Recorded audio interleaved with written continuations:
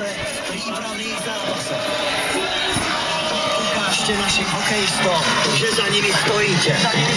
Príďte ich povzbudiť 13. a 15. apríla do Košíc na prípravné zápasy so Švédskom. Hlavní partneri Loto, Metro a Škoda. Ideme do toho naplno. Pomoc!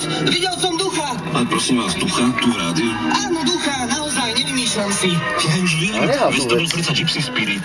Jaj, tak to mi odľahlo.